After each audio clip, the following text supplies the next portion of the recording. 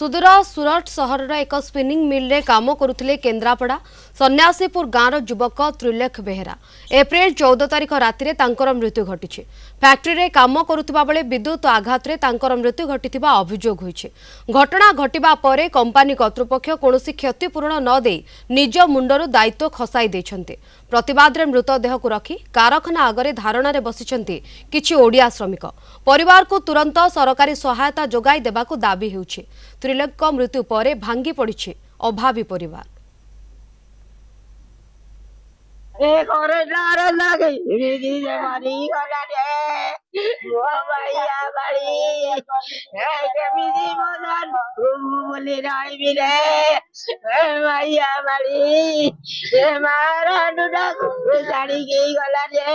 छोट छुआ भाई घरे मरीगला मो भाई छोट छुआ दी जन जे कौन करिवे ना चुंगुड़ी बेला बासी गला धर माउदी जा करिरो।